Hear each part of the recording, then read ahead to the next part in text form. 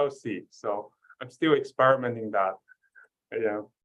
That is mechanics soft materials, right? Yeah, but it's a lot of fun. It's a fun course. I learned it from my advisor Jigang 10 years ago. That's awesome. I also I'm actually teaching nonlinear elasticity, but I found that there are some useful notes from Jigang as well. So that's why I also get some resources from Mechanica. Yeah. Yeah, and it's also fun that when you see that, only when you see that, and when I started talking to my students, that you realize how far we have achieved, right? As a whole, as a community, and you know, sometimes yeah. So actually, one question for you. Yeah, go ahead. Yeah, one question for you. So for your students who actually enroll in your class, right? Do they have any mechanics training, or actually their background is quite diverse? If, for example, they are from other departments, so how do you, for example, balance for students actually with different really training background? Yeah, I really want to actually see some of your strategies. I wanted to learn from you. Yeah. You don't need to learn from me. I'm learning from everyone here. So as many of us have always been saying, and as the spirit of a lot of my research, I've been working with many others. I think sometimes simple is very powerful and fascinating, right? So basically I'm telling my students, I do have a diverse background students here, and some of them may not even have learned any mechanics of materials, or you know, even algebra. They may probably just have forgotten that. So I'm just trying to make it very simple and trying to make sense in physics, and I'm trying to give them all the forms, including a very rigorous tensor forms of you know, constitutive models, deformation gradient. But at the same time, I'm also trying to do some in-class experiment for them. Oh, you actually have plans on in-class experiments. So eventually that will be your final project, or like what? Very simple experiments, like you pull a rubber band, and then you observe whether there's necking or something. Oh, that's interesting. Experiment in class. That's what I was doing in my undergrad course. And if you see my background, you may have seen I have this little water beads that I use for my undergrad swelling diffusion core class. So that's a swelling. That's a gel. Yeah, that's a hydrogel. So okay, which interesting. so you get it from Amazon, or? Well, I can't say anything since I'm streaming, right? So I can't literally say where I get it, but I get it from online. Yeah. I see. Also, yeah. So the second question, actually, I think especially this is following, is really for young people, right? I think for young people, either senior graduate students or postdoc, I think people are pretty interested in a transition. So for example, when transit from postdoc to currently now you are a PI. So how do you see the difference? And what are kind of the biggest changes so you have made? So can you also share something, especially for young people? This is a great question, and you sort of gave me a heads up a few days ago of this question. So I really thought about it for 5 or 10 minutes when I was driving here this morning in the traffic. Well, so in hindsight, after two years-ish here as a PI or faculty, I think I really had a transition of thought, especially from thinking of myself as a more of a researcher or even a pure researcher. I was considering, or a scientist, to an educator. So now I see everything as, for me as an educator, to drive. So I see it as everything is driven by educating my students, including all the students of at all levels. And I mean it, I'm serious about that. And I appreciate more about diversity, inclusivity. We really have students from diverse backgrounds now in the group, and I see a value of that. So, but I think this was sort of motivated by one of the Zoom workshops, perhaps at SES, for young faculty or junior student postdoc, with especially Professor George Farr, and he was saying something like this. And then I started appreciating that more and more and more since I started this job, and now I really see it as a driving force, because honestly, as a faculty, now I have very limited time to doing any research hands-on, so hands-on research, or even reading many papers now. So, but I see it really now as an educating job for me to drive my students and motivate my students to do that. And I see the value in that. Yeah, I really actually share the same feeling as you. So actually I found when I get independent, I really enjoy two things. One is teaching. So my first class actually is really for undergraduate students, a pretty simple one. It's dynamics. And then this semester I'm teaching nonlinear elasticity. But I think the largest achievement is really, if, for example, if I can explain things clearly to students, eventually they feel they learn something. This is actually the best feeling, I think, enjoyment when I become a faculty. And the other one, I think I also share the same feeling with you, that in the sense that I think I work with my student, and basically we are also actually trying to explore some new directions. But in this regard, actually, because we are basically on the same page. So I'm also basically a student. I'm not really. I don't think I'm really mentor them, but actually we are working, we are learning together. So I think that kind of feeling is making me actually really is nice as a. I think it's a really biggest change as a poster. I think, yeah. Yeah. Shaoting, can I ask a question? Sure.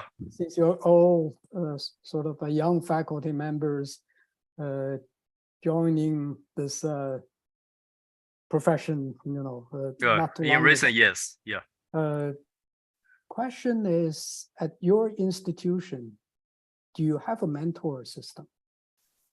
I can start myself, then Professor Ruobing can answer later. So for me, actually, I do have a mentor. Yeah, I do have a mentor. Actually, he is basically a senior faculty. He is a tenured faculty. So I think eventually what I learned from him is, he eventually will tell me, for example, what will be for example, I think it's this kind of routine requirements as a faculty eventually can be tenured. For example, how to secure funding, how to mentor students, and also teaching is important. And for me, I think the biggest support is, to me, is the freedom. I think actually my institute really gave me freedom. And also I didn't actually receive any request really for funding, to be honest. They just actually gave me full freedom to explore any directions. I can either focus on funding or focus on new research, scholarship development. I think that's actually the largest support from my side. Yeah, Ruobing, you actually can comment your side. Yeah. So here at Northeastern, we are assigned with 3 mentors simultaneously. So we have a committee of mentors. It's not only one mentor. So we have a so-called CDC, not that CDC, but Career Development Committee. And usually it's three senior mentors. And we have, we can schedule meetings. Basically, we can approach them anytime. And we can also, the department also offers free lunch or dinner with them every semester. The department covers that.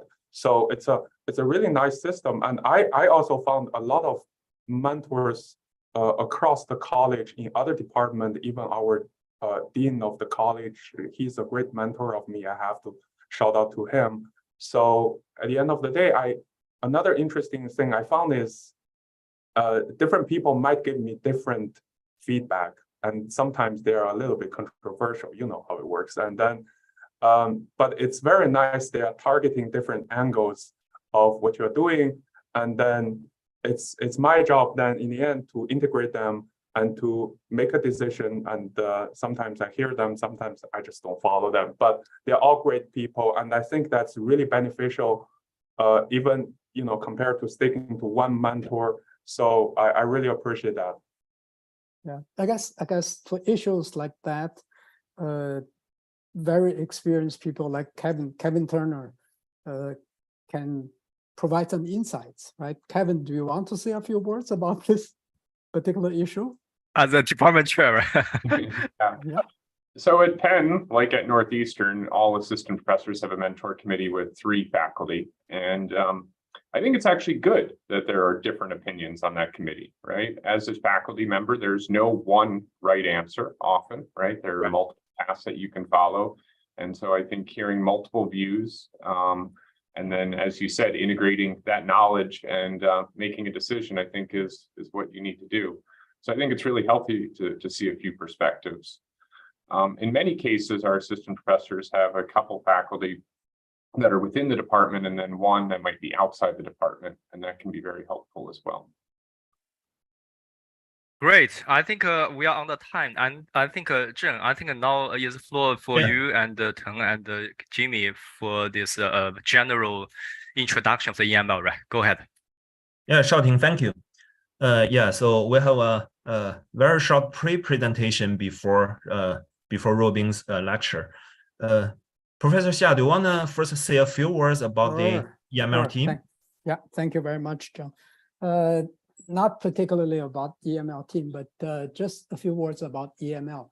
I want to thank all of you for supporting the journal. Actually, the journal has been, we started in 2015 or December of 2014. Our goal was to provide a platform for people in the mechanics community who are interested in write short papers, one sweet idea, and another goal we had was we wanted to be published quickly or fast. So those are the 2 major goals. I think we've achieved at least partially of these goals. So EML now, I believe, is perceived as a journal that publish short and sweet and cool papers. I think we'll keep that like that. And we have a team, and I'm very happy that more recently we've recruited 25 early career editorial board members. And we've also formed working groups. For example, Zheng Jia is leading the working group on EML Webinar. And Jingda Tang is leading a working group on special issues.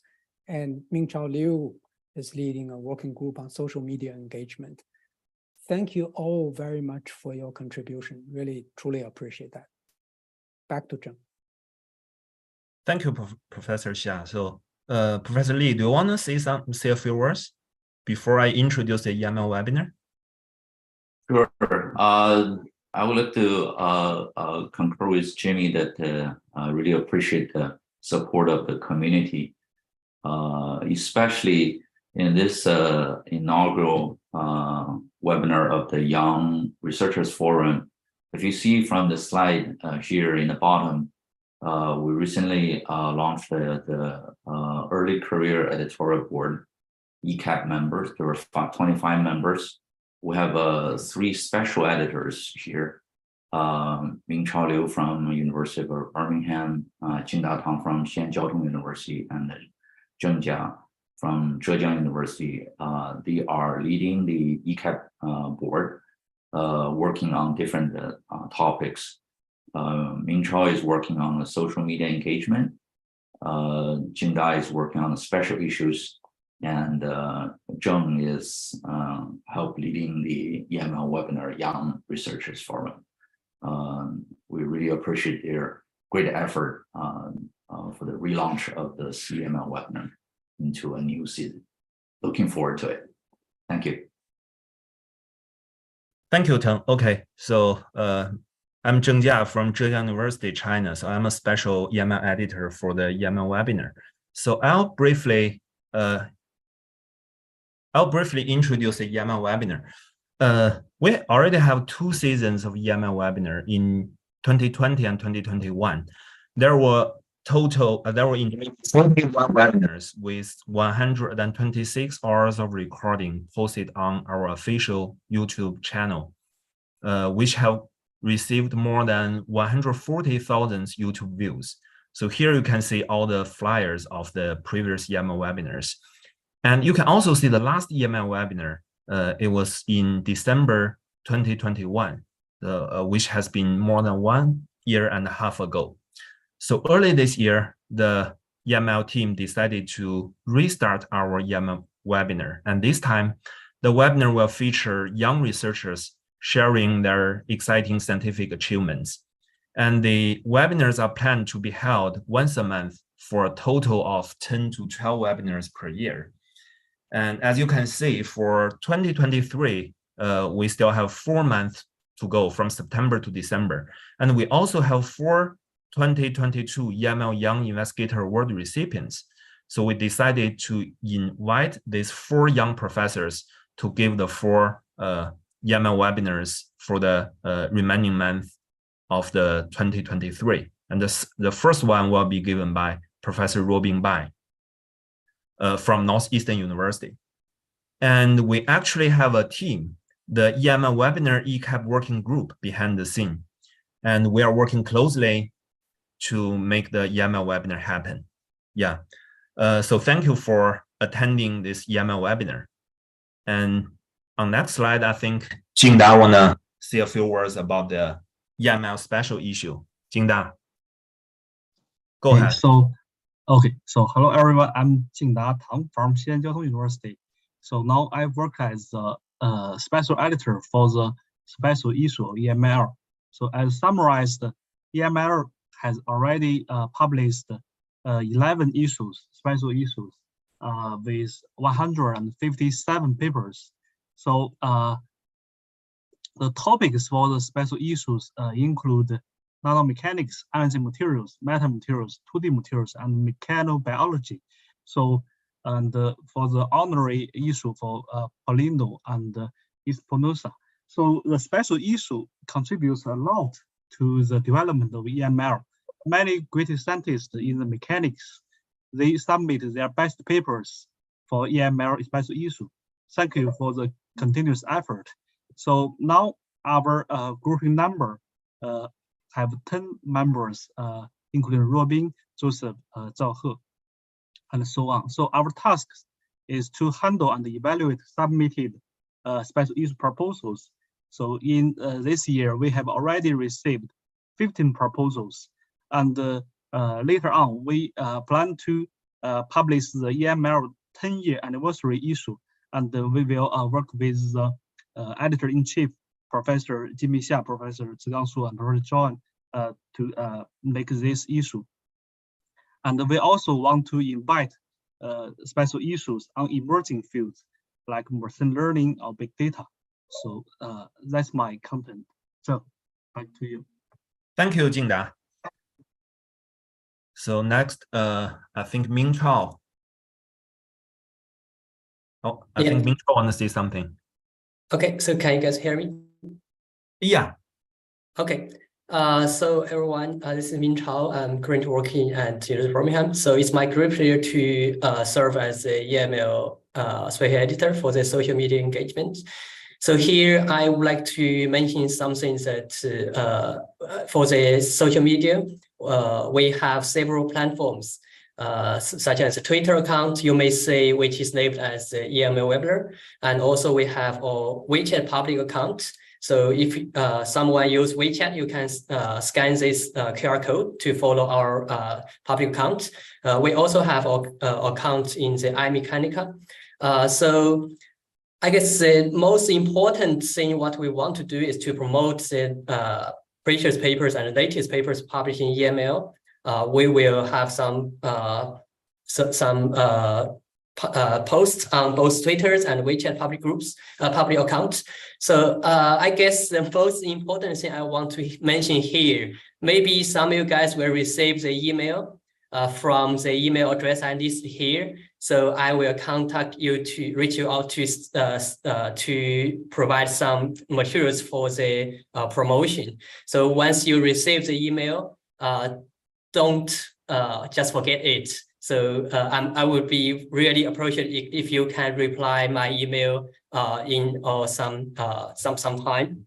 So I would be happy to promote everything what you want to promote for your EML papers. So I guess social media working group will work together to try our best to promote all these things related to EML. I guess that's all. Thank you. Thank you, Mingchao. And I think that's what we have today for the pre-presentation. Now, let me unshare my slides. Ruobing, I think you can share your slides, and Shaoting, maybe you can introduce Ruobing. Sure. Thank you. Yeah, thank you, Zhen, for your wonderful introduction for the whole EML series. I think it's great for all the general audience to know how this is really managed. So hello everyone.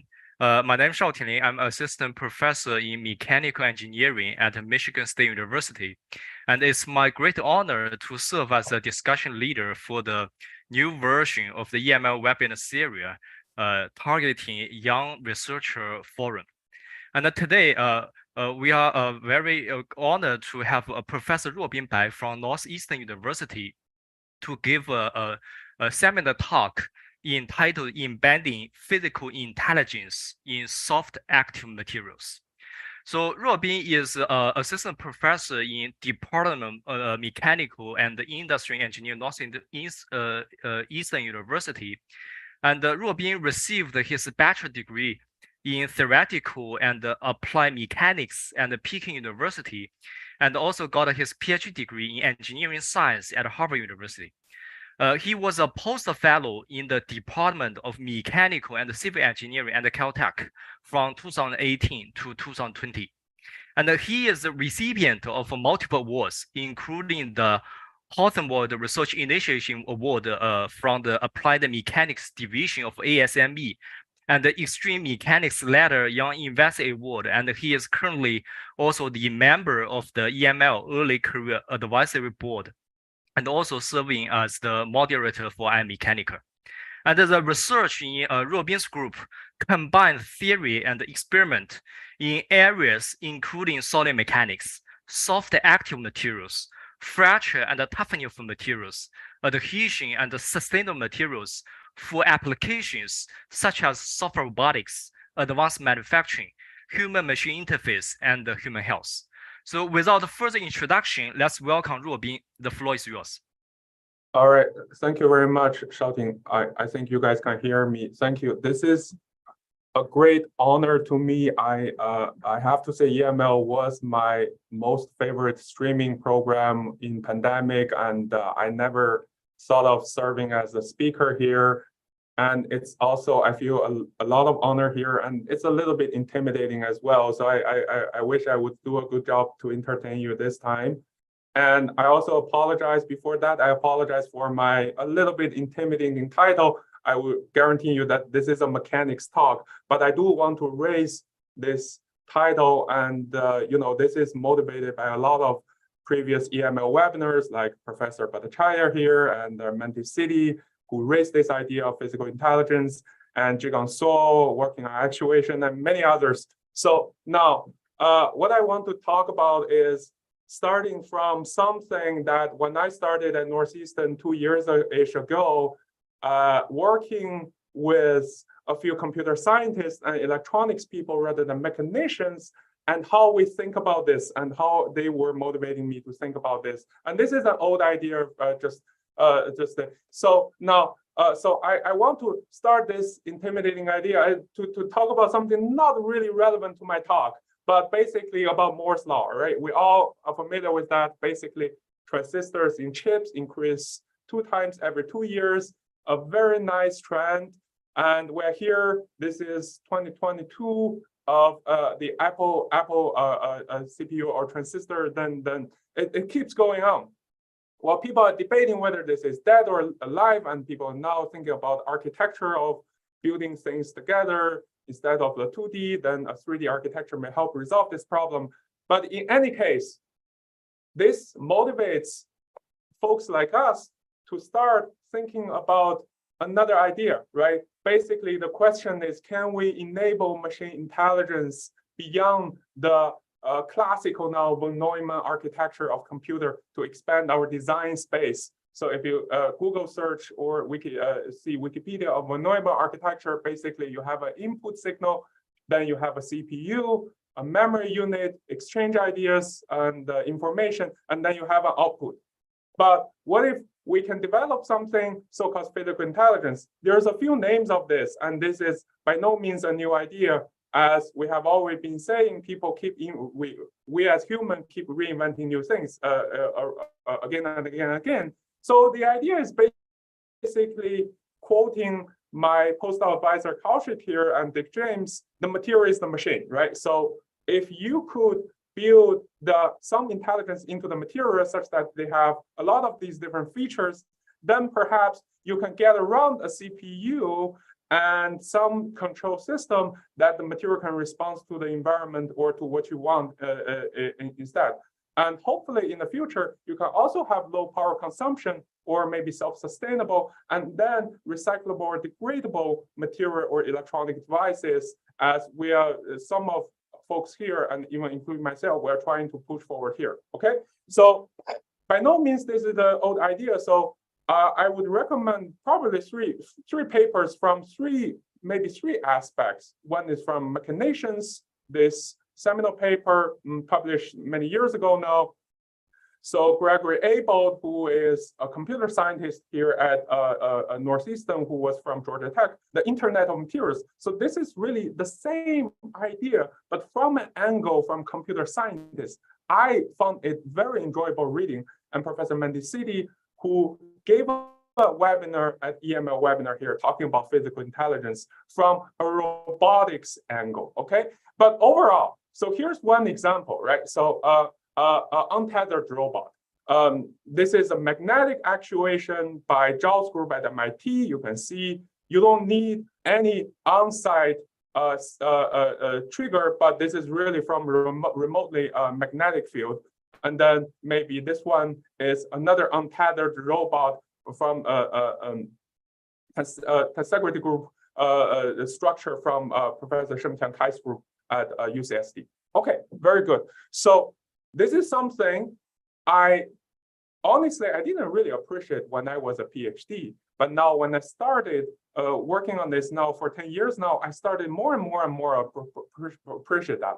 So our interest is in soft materials. What do we mean by soft materials? So I can have a polymer network, long polymer chains, maybe chemically cross-linked into a network, and to make it such as the rubber or contact lens or some food we have in our daily life, right? Our dream at the same time is to achieve something like a biological neighbor, which is fascinating every time to watch them, and they're super powerful and functional. So this may be called a soft active material, right? So now, if we think about this, and if we look back on our development, especially on computers, first generation about vacuum tubes and the second generation transistors, and in the end, large scale integration of these circuits. If we think about our soft material, maybe we are here, or maybe we're in the second generation, given the now advanced manufacturing methods for these materials and new development. But we're not necessarily here as what we want to achieve, right? So there's a huge opportunity and a roadmap here that we can pursue, which I feel in the recent years, when I started talking about more and more to electronics people and computer scientists, I feel fascinating and very motivating. So a lot of things, if you follow this trend, need to be resolved, right? Fundamental structure-property relationship, optimal design, how to integrate them, how to manufacture them, and how to manage them and control them, right? So as a machination, now today, I'm gonna just focus on a little bit of this and talk about the fundamental structure-property relationship. As I promised, this is more of a mechanics talk. All right, very good. So my outline is the following. So I'm gonna share two stories here that we are making progress recently. So since this is a young researcher forum, I feel like young researchers shouldn't be afraid of making any mistakes. So I'm gonna follow a Gordon style, which is I'm gonna share a lot of unpublished data. So please criticize me if you feel there's something to discuss later. I really welcome that. So I'm going to talk about how we can build from a small scale, nanoscale meter or nanometer scale, or a single molecule level towards a macro scale application where we are sitting at the micro scale to make use of some stimuli responsive phase transformation in these materials, and focus on two examples. One is about the actuation of liquid crystal elastomers, basically changing the bulk property or behavior of this material. Another is, this is an unpublished work I'm going to talk about this thermal switchable adhesion, where basically we're focusing on changing the interfacial property of the material. So one is bulk, the other is interface. All right, so let me start with liquid crystal elastomers, as I mentioned in my flyer, okay? What do we mean by liquid crystal elastomers? So, so we had a very nice webinar, so I'm gonna repeat a few things as Bhattacharya here, where he gave the webinar about 2 years ago. But liquid crystal elastomer is basically liquid crystals integrated within an elastomeric network. So many of us might be more familiar with elastomers, but now I will simplify this picture of liquid crystals and focus on the so-called thermotropic liquid crystals. Basically, you have a nematic phase where these rod-like molecules align with each other at a low temperature, usually maybe, let's say, room temperature. And if I increase the temperature, they become, the thermal fluctuation kicks in, and then they become more isotropic. So this is an isotropic phase. So they don't have this nice alignment. And there's usually a temperature for this, which is called nematic isotropic transition temperature, TNI. So we're going to revisit that later. All right, so you can embed that and put them together into a liquid crystal elastomer. So what it does is, at room temperature or low temperature, it's an anisotropic material. Well, I have to be careful about this. I will talk about this, but they're aligned in their microstructure, and at high temperature, it becomes isotropic. So if they're aligned, if you look at the RVE here, once they are aligned, they will shrink in this aligned direction. So it's a very nice material, at least triggered by thermal as an actuator, okay? So that's the motivation. All right, so as I said, if you heat it up, shrinks, cool it down, expand. There's more of this. We're going to talk about details later. Many examples, many pioneering work here, people like Tim White and Sophie or Xueju here, and Shu Yang at Penn, and many others are working on this.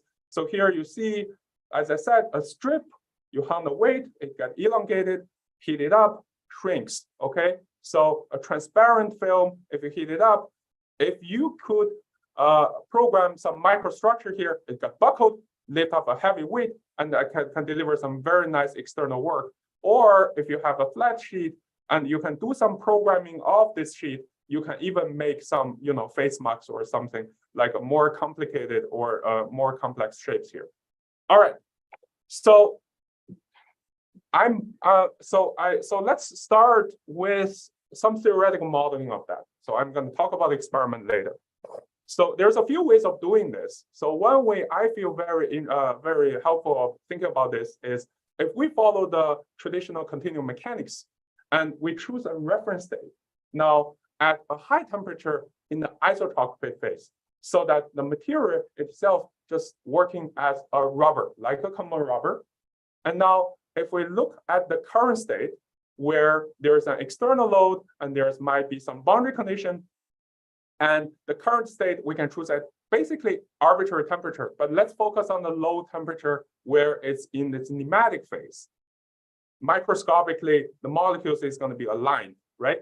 And then in addition to this deformation gradient from little x to big X, we also have a field of now the nematic director, basically locally, which direction these molecules will align, and an other parameter Q, basically how well these mesogens are aligned locally to the director. So there's two things. One is the quality or the other parameter, they align with the director. The other is the director itself, right? So you can write the other parameter following this definition, and you can further prove that If Q is 0, that means isotropic. If Q is 1, they're perfectly aligned. And if Q is between 0 and 1, you say they're in the nematic phase. Okay, this is how you quantify that. So then you can write a Helmholtz free energy. Usually, I'd like to write them in as a decomposition mode where you have two energies. One is basically from entropic elasticity of the polymer network. The other is induced by the interaction of these mesogens themselves. You can use a Landau free energy, and you can use others we're going to talk about. There's a lot of people working on this in the previous maybe 20 years, a lot of pioneering works. So if you're interested, you can also look at our recent works, which I cited here. Okay, now if we only look at this interaction of mesogens itself, basically, if we start with a melt or a solution of these liquid crystal molecules, and now we can use a classical model called Mirsaki model, which I'd like to use in this talk. Basically, it assumes dipolar-like long-range interaction, and then you can plot this energy landscape with temperature. Okay, so this is the form of the model. You can derive it. This is basically a mean field approach of this dipole-dipole interaction, long-range interaction.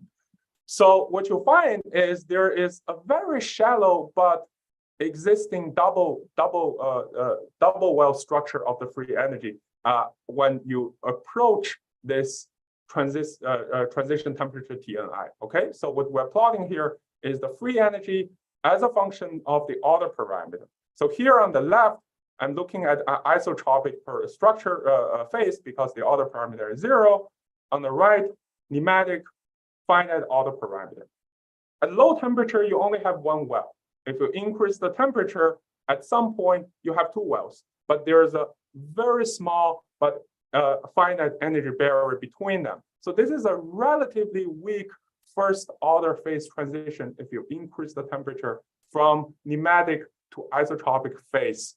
In polymer network, almost always it becomes sort of a second order because of the existence of the polymer network. Okay, so now what you can deal with this model is now you can calculate that order parameter changing with the temperature, and then you can use a very classical, also a classical model of Bladen-Terenjev-Warner, which is basically a Gaussian chain model from the microscopic or molecular picture with a biased random walk. So now, if you look at this, this is very much like a New-Hookean model, but now you have this anisotropic tensor L here, which is also related to that Q tensor people in liquid crystals community talk about. So, but overall, you can plug in and you can theoretically derive the thermal-induced spontaneous deformation, okay? So let's keep in mind that my reference state is the high temperature, which means, you see, at low temperature, I'm gonna have a stretch or expansion in the 1D direction because of this isotropic to nematic phase transition. And you can have a very nice expression of this in terms of the order parameter, and this Q further is a function of temperature in equilibrium. So you can plot this, and this discontinuity here is related to that very weak first order transition. Okay. Now, people like this model, this BTW model, for another reason, which is probably one of the most fascinating things I find in this material is the so-called phenomena of soft elasticity. So now let's do the following experiment in our mind, right? So I have a sheet or membrane of this LCE, liquid crystal elastomer, but my nematic mesogens are aligned in the vertical direction. And now I'm pulling it in the horizontal direction. So if you think about that, you can do a pure shear experiment in your mind. So now you record the stress stretch curve or stress strain curve. Now, initially, ideally, you will find a very nice plateau with no stress, which means the elastic modulus effectively, or tangent modulus in this material is 0 until you reach some point and now you start to build up the stress where the material behaves like a rubber. So what is going on here is initially you have the vertical alignment, but now as you stretch it, your stretch start to rotate these mesogens And now, because there's no reason these mesogens can rotate in one direction but not the other, then you have this very nice local shear deformation, but macroscopically, your boundary condition constrain the shear such that you're building up these stripe domains, maybe usually at the microscale in the material. And this is the experimental data. In the end, to finish the rotation, you start to build up this a rubber-like behavior, okay? So in other words, if you think about this free energy, it's non-quasi-convex. So you have infinite number of equilibrium or ground states where we're in the soft elastic domain, which induces a lot of modeling problem or challenges in this field, right? So you can have coexistence aligned directions in many directions as long as they are compatible with each other geometrically in the material. All right, so let me also introduce a little bit about the material synthesis we're going to be studying. This is a very widely adopted method, perhaps the most widely adopted method in making liquid crystal elastomers in the lab, okay? So you have a precursor solution where you have this acrylate group linked RM257 or something like a mesogen.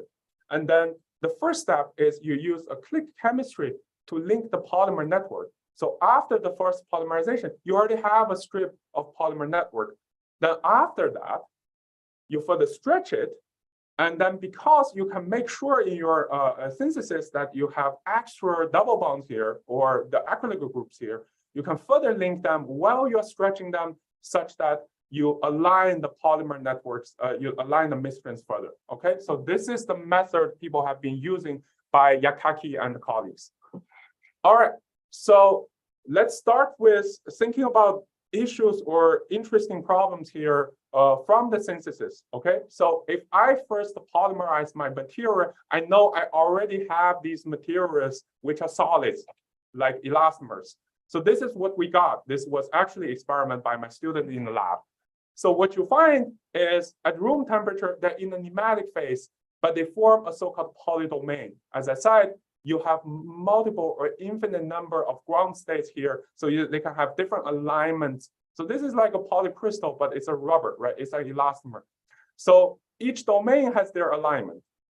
Now, if you heat this material up, you can imagine that each domain shrinks in their own directions. So macroscopically, there's no difference. There's no change in the length. So you can't use this material as an actuator in this case.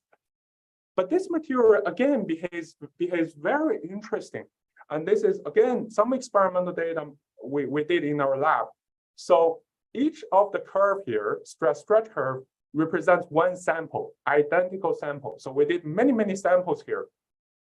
If you simply do a uniaxial stretch of this material, you again find this very nice soft elasticity. And for those of us you in the audience who works in liquid crystal elastomer, this is an isotropic genesis elastomer. Okay, so you have a nice plateau here, and the stress is very low, although not zero. There's some non-ideality here, but it's a very nice small plateau here manifesting this soft elasticity. And after that, you have this rubber-like behavior. And you can see some scatter of data here. Now, again, to explain this, if you plot the elastic energy from that classical model, you can find there's minimum elastic energy all the time until you reach somewhere where all of these mesogens now align along one direction, and now you start to behave like an anisotropic rubber. Okay, so this is how to explain that. Now, you can do one more thing. If you now instead of doing a uniaxial tension, you expand the domain to allow biaxial deformation in the plane, in the 2 and 3 plane. Okay, and now you can now plot. So I'd like to call it mechanical phases, but basically a phenomenological phase diagram of the deformation mode. All right, so the vertical axis here, 1/λ1, is the planar stretch, and the horizontal axis is the maximum stretch you apply in plane. Okay, so there's 3 phases, and I'm going to talk about next page. But this is a very nice phase diagram initially constructed by De Simone and others, and this And then you can use a quasi-convex elastic energy to help you with some modeling and simulation to better solve this problem, because the previous Blayton wanted a range of model is non-quasi-convex. All right, so this is a very nice model that we can use. All right, so to give some explanation of this phase diagram, now there are three phases. So L means liquid-like, basically soft elasticity, almost zero stress, finite stretch, okay? S means solid-like, basically like a rubber, so it's like a traditional rubber. So if you follow this line, this represents uniaxial stretch. So what you get, this is an experimental data and some modeling data. So this is a very nice paper by Bhattacharya and Urayama. It's perhaps the only or very few papers that compare both the experimental data and theoretical modeling in 2D cases, right? I know Shengqian also has a nice paper about it, but very few papers doing this in this field. So you do a uniaxial, you see, first you are in the liquid phase, then you are in the solid phase, then you have soft elasticity, rubber-like, okay? But now what's more interesting is now if you do a so-called planar extension in their paper, or basically this is again something like a pure shear. So you constrain one direction and you only stretch the other direction in plane. Now you plot the true stress. You find out that there's a large area here. There's a large range here where the two stresses are exactly the same until they move away from each other. So what is going on here is now, of course, we don't see the liquid phase here because some non-ideality. But what's going on here is in this so-called symmetric phase, SM, you always find the same identical true stresses in the material, except that, so despite that, you have finite shear strain in this case. So which means in this material, in the SM phase, you can have finite shear strain, but you can't have any shear stress.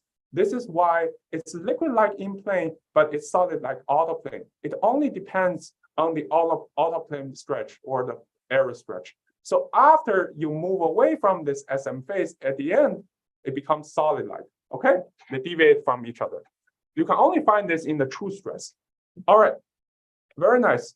So what we are able to do recently is to move one step further, and we can consider the temperature dependence of these mechanical phases.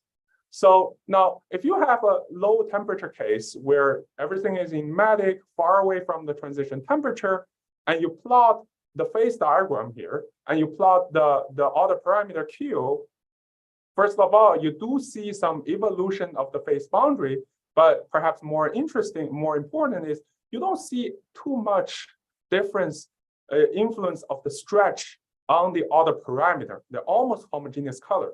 So this is a very nice confirmation. This confirms the assumption people have almost always been using, that at the same temperature, I can assume the other parameter Q to be a constant independent of the stretch, okay? But if you are at a higher temperature, especially a temperature very close to this pneumatic isotropic transition temperature, you can see a very large stretch-induced pneumatic to isotropic backward transition, because here you're in finite Q, that's pneumatic, here is isotropic. So if you don't have any stretch, you're in isotropic. If you have a larger stretch, it's like your stretch is stretching the molecules back to the pneumatic phase, okay? So you can also see a finite domain of the schematic phase at the high temperature, which I don't think we have seen any reported experiments so far, but my student told me they did some experiment and they saw this phenomenon. Hand waving again. Okay, very good. So now this is the basic page. I apologize first, but the take-home message from this page is now we can trace the different phase boundaries at different temperatures. And if we apply a loading path as what Kaushik and Urayama has been doing, and we can now plot the stress strain curves at different temperatures. So the take-home message is perhaps you see, if you look at the blue curve, for instance, the two true stresses will be identical in the large domain because they're in the symmetric phase. But if you increase the temperature and look at the orange curve, you can see a very interesting first deviation and then converge and then a deviation of the two stresses. So basically you have some interesting reentrant transition from solid phase to symmetric phase to solid phase again. So again, this is very uncommon as we saw, and we're still trying to figure it out in experiment. All right, so let me move on. I don't know how much time I have, but let me move on with my synthesis. Now, I studied the poly domain, and now I can stretch my material, UV cure it, second polymerization, and I finally form this monodomain LCEs. This is perhaps many LCEs you have seen in the literature. So now this is called monodomain. They're all aligned in the same direction. If I increase my temperature, they're isotropic. You do see this very nice shrinkage, okay? So you may argue, yeah, you have some bending here. I can confirm you. My students have been studying this for months, and this is something natural embedded in the material. It's very hard to do this experiment, heads up. So we were initially trying to figure out one thing, right? So we were trying to target very simple synthesis property relationship. So basically, just like what we are doing in rubbers and hydrogels, basically, if you change something, study their mechanical behavior. So here, the question is very simple. What if I change my pre-stretch in my second polymerization? And now, what will they lead to the stress strain curve or some other behaviors? Now, so my student Zheng Xuan here did very hard experiments, and he was very frustrated, so frustrated at one point, he basically approached me and saying, hey, Ruobing, I don't see any trend here. This material is just basically a nasty material. There's no consistent observation among the samples, okay? So, but in the end, if you look at the curves, okay, so these are the spontaneous deformation at different temperature. Again, 1.0 here refers to the reference state before the second polymerization, the poly domain. So I have always been using the same reference state. But now I stretch them into different pre-stretches, 1.4, 1.6 at room temperature. And then I record the spontaneous deformation at different temperature. In the end, what you found is very interesting. Took us half a year or so to find this, is that if you have very small stretches, like 1.4, even 1.2 or 1.6, you don't see any residual strain at high temperature. They all go back to 1, okay? They go back to their sample lengths before the second polymerization. But if you have large stretches, it's like you're inducing some permanent change in the network such that you have a larger residual strain at higher temperature, at higher stretches, at higher temperature. So what I'm saying is basically, if you plot the residual stretch with the pre-stretch, small stretches, no residual stretch at all. High stretch increases, okay? So this is not even a linear relationship or something, because there seems to be a threshold below which you don't have any residual stretch, okay? So now, how do we explain this? Now we look back into our soft elasticity data. Remember, this is the sample before the second polymerization. So what we did is now we can extract this this maximum stretch of this plateau, okay, here of soft elasticity, and let's call it the soft elastic limit lambda SL. And we can measure this from experiment. It's about 1.66 plus minus 1.45, 0.14. So it's some large scattering here. And now I can plot it in my experimental data here. And what you find is, we believe this is the truth, although there's some scatter, that below this soft elastic limit, you don't have any residual stretch. Yes, you have some scatter here, but remember this large scatter of this lambda SL itself. But above this, you don't have any residual stretch at high temperature. So now this is very interesting. And now we hope to gain some preliminary understanding in modeling as well. So now what we are basically doing is we are following again, a loading path in this phase diagram along this uniaxial direction. And now if I plot my soft elastic limit, it's basically the boundary between the L and S phases here. And now if I pre-stretch a material and cure it in the L phase, in the liquid phase, there's no elastic energy stored. But if I pre-stretch the material and cure it in the solid phase, I know I'm going to freeze or store the finite elastic energy here, right? So to some extent, the second polymerization freezes some elastic energy in the polymer network. So this is something like a ship memory polymer community when they do the modeling, right? So this is what motivates us to do this ongoing modeling. And I think we're getting very close to it. Hopefully we can wrap this up in this year. And this is an analogy to this double network elastomer or gels, if you think about that. So you have a first network from the first polymerization, you have a second network from the second polymerization, and where they have different stress-free reference state. All right, very good. So let me talk about actuation by light as well. So now, if you embed another molecule, also a liquid crystal mesogen in it, but it's active with light, into this material called azobenzene. So if you embed azobenzene into this network, then this azobenzene can, if you shine a light, it can transform under photochemistry from a trans state to a cis state. So it changes its shapes. Okay, it becomes kink, and then it can go back after some thermal relaxation, or if you shine a different light wavelengths. So then you can have very interesting interplay between light and material or the geometry. So in this case, all of these are geometry. You can imagine you shine the light onto this beam or plate, then on top of it, the material shrinks a lot, so then it's going to bend, okay? So this gives rise to some very interesting behavior like a flapping beam. You shine constant light. This is by Tim White's group. And now they can flap itself, this self-oscillating. I know Liwa here sitting in the audience also does some very fascinating work with Ximin He and Ryan Hayward here. And again, this is by Ravishenka at Pitts and Tim White. And then you can have rolling rains. And by Dr. Brewer here, you're shining constant light because you can now design the geometry of the material and some mechanics. You can have this self-moving under a constant light illumination, self-moving structure. Okay, so very interesting. Now, perhaps one of the motivations we want to do this is a fascinating molecule of azobenzene. If you look at the single molecule level, if you calculate the specific work, it's as large as 10 to 8 joule per meter cube. So this is perhaps arguably the best actuator you can ever find in the world.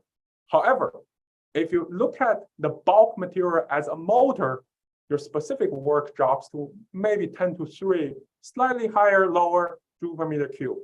So basically, there's a huge gap between nanoscale and macroscale.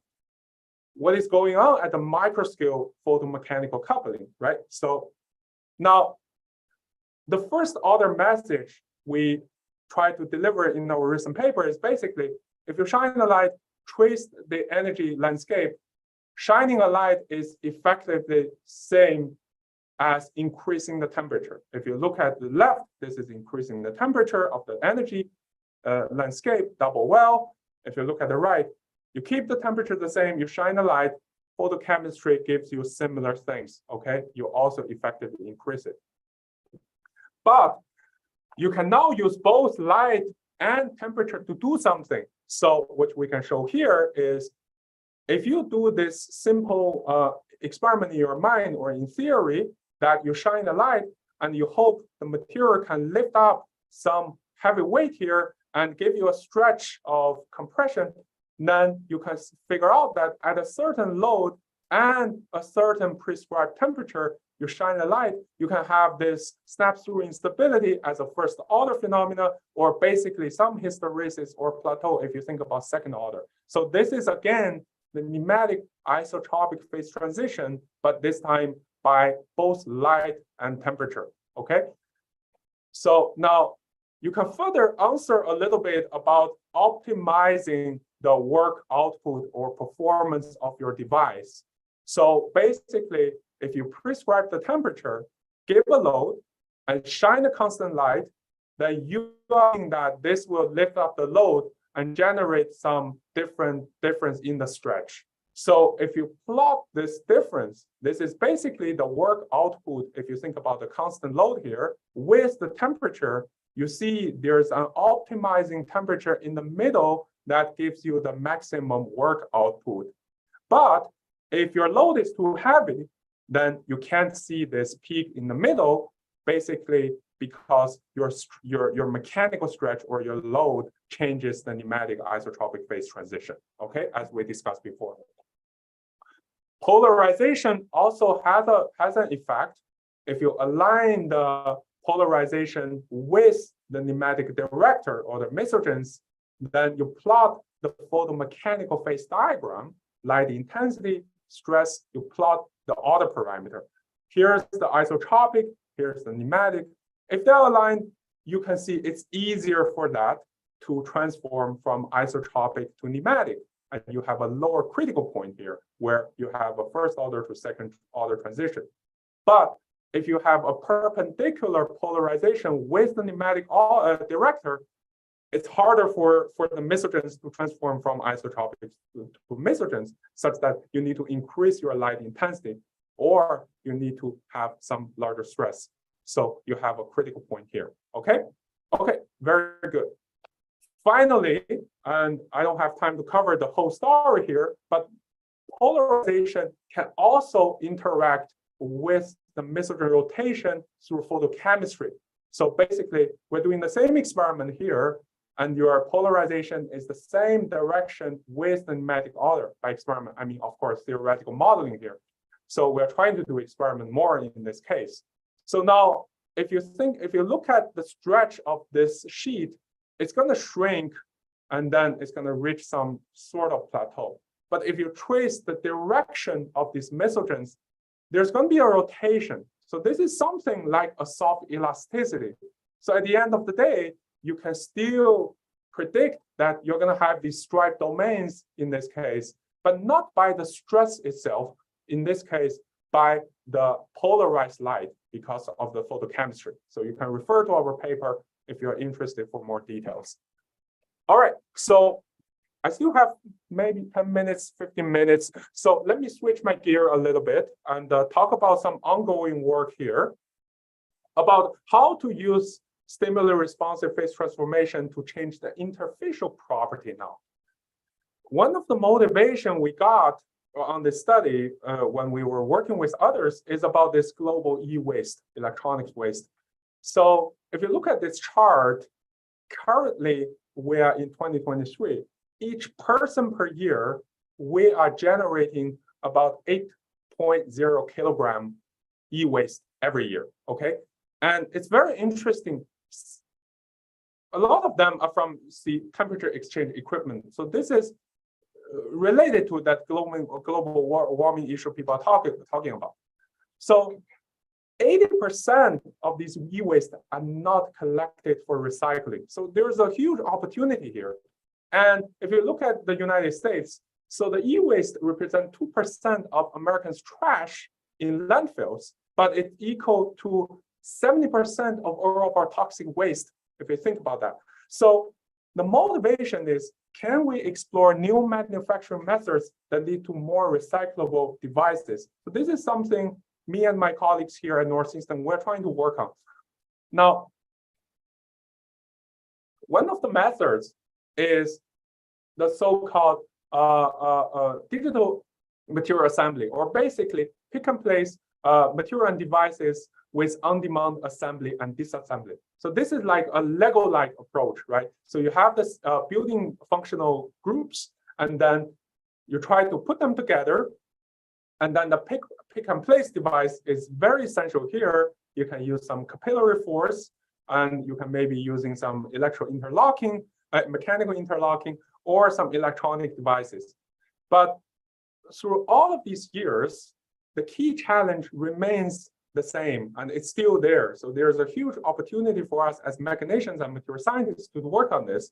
The key challenge is the switchable and selective adhesion, because you don't want the pick and place to happen one time. You really want to have this high throughput pick and place the same time you want to do this, right? Now, another motivation is perhaps from the nature that our natural system, like gecko serve, like gecko feed and many insects, we are very good at switchable adhesion in nature, thanks to these little fibril structures at the interface.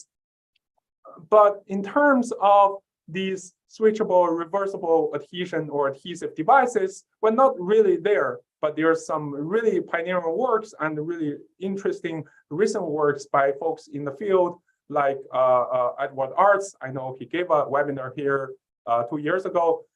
Gecko surface, we're all familiar with that.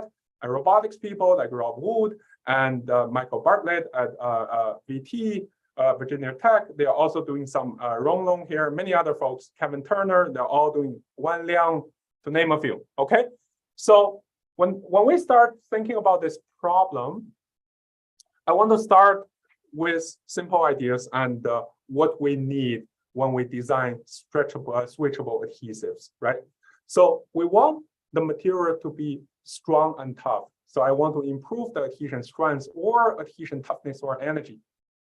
We also want very good switching. My robotics folk tell me that getting it attached is never a problem. The challenge is getting it detached. Okay, so you want to have the so-called large switching ratio. You not only want it to be on, you also want to be very easily off, and also some high speed. Okay, and for the current application scenario, I want it to be very friendly in my application. I don't want to have very hard control system or something. I want it to be repeatable on and off, and I want to work with diverse materials or surfaces, okay? So in the end, we propose that you got to need a pressure-sensitive adhesive. Like a duct tape, they form secondary bonds at the interface, and they also can have dissipated polymer networks, so they can be very good at adhesion. If you can introduce some reversible phase transition, basically tuning the PSA between sticky and non-sticky, perfect, right? And hopefully you can increase the switching speed by sizing down. Imagine you're doing some light actuation or light switching or photo or thermal switching, then it depends on the diffusion, right? So, all right, so PSA or a PSA is basically, I understand it as something like a soft sticky polymer network. So you have a network, but then you have these long dangling chains forming a lot of physical bonds with the substrate or the external object. Flour dough in our kitchen, the mucose of the slime, VHB from 3M, many of us are familiar with that. Our goal is basically if we could make a PSA, but that's switchable, okay? So now, the other I was thinking about this. Let's start with tough adhesion, right? So we're all familiar over the past years, educated by many of our colleagues, how to make an adhesion tough. What we learned is you not only need the interface bonding, interfacial bonding, because that's only one layer of bonds. You also need some large dissipation from either the polymer network or some sacrificial bonds or viscoelasticity, plasticity. That's going to be dramatically enhancing your adhesion toughness. So we all understand this pretty well at this stage. But for switchable adhesion, there's not too much that has been done. I know Jimmy also is doing some very interesting works here that we can actually think about this through fracture mechanics as well. So if I write this classical equation as adhesion energy, it has an intrinsic part, basically what's going on at the interface, and an extrinsic part, basically the dissipation, right? So we can either tune the intrinsic switching or intrinsic part by tuning the interfacial bond. If I debond this interface, nothing's going to matter. I'm going to switch the adhesion off forever, right? I can also tune the extrinsic bulk property in the adherence. For instance, Kevin is doing something, and Kaushik previously did something about stiffening bulk material and maybe some periodic or heterogeneity in the bulk, that's going to dramatically change the adhesion toughness or strength in the material. Okay, so we are basically now just get started thinking about this of tuning just the interfacial bond, because once I change the interfacial stickiness, I'm done, right? So if I can make my PSA between sticky, non-sticky, then I'm done. I would be very happy about that. So I was thinking about that. So I approached my student and I say, hey, give me a PSA and let's just switch it using some phase transformation such that it becomes sticky and non-sticky and it can be repeatable. Okay. So then at the same time, the other day, as a very good chef at my own home, I saw this very nice Chinese pancake. Okay. So if you ever cook this, and you can buy this from the supermarket, if you ever cook this, you will realize it's frozen and it's non-sticky. It's very nicely packaged by 2 plastic film. So you can very easily peel it off. You're doing a peeling experiment. No problem. There's no adhesion. But if you're not careful enough, you leave this pancake at room temperature in your kitchen for maybe like 1 minute, you're going to have a very sticky pancake and you can't perfectly peel it off.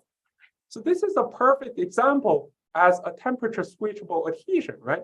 But the only problem I have it here is I don't want to always keep my environment freezing that I don't have adhesion, right? So when I want to trigger it, I don't want to cool the things down. It's pretty hard in that case in my application, right? So on the other hand, we can design a polymer network that's basically following the similar thing, right? But now in this time, if I heat the material up, it's going to be glassy and then it's non-sticky.